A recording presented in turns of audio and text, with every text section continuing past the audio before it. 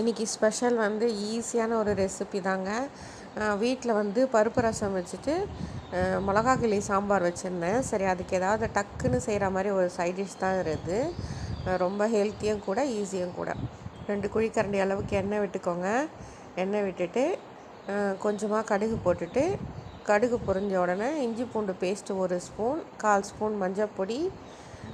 வீட்டில் எல்லாமே அப்படியே போட்டிருந்தேங்க. அவசரமாக செஞ்சதுனால என்னால் டக்குன்னு எடுத்து போட்டு செய்யவே முடியலை.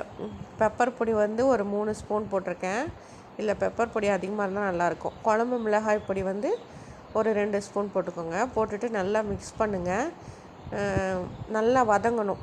எண்ணெயிலே வந்து அந்த இஞ்சி பூண்டு பேஸ்ட் வந்து நல்லா வதங்கணும்.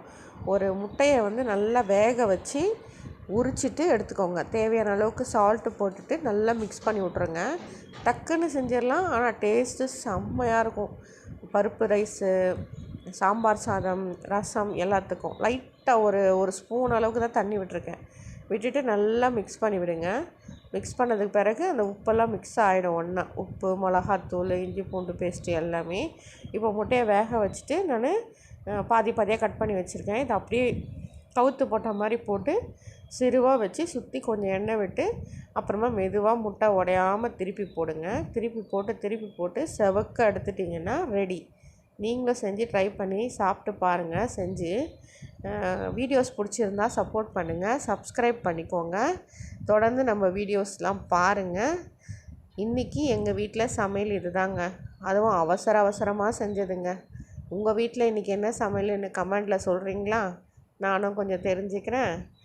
அப்புறம் நம்ம வீட்டில் இருக்கிற டிங்குக்கும் முட்டை ரொம்ப பிடிக்கும். அதனால் அவனுக்கும் ஒரு 2 முட்டை மட்டும் வேக வச்சு தனியாக வச்சுட்டேன். இப்போ மெதுவாக எல்லாத்தையும் திருப்பி விட்டுட்டு கொஞ்சமாக எண்ணெய் விட்டுட்டு அப்படியே ஒரு 5 நிமிஷம் வச்சுருக்கலாம். வச்சுட்டு அப்புறமா நம்ம எடுத்து சர்வ் பண்ணிக்கலாம். கொத்தமல்லி தூவினாலும் சரி, என்கிட்ட இல்லை, இருந்திருந்தால் நீங்கள் கொஞ்சம் தூவிக்கோங்க. சிறுவாக வச்சு செய்யுங்க. ஸ்பீடாக வச்சிங்கன்னா ரொம்ப கருகிடும். ஏன்னா இதில் வந்து நம்ம அதிகமாக தண்ணி விடலை. அவ்வளோதான். Thank you so much.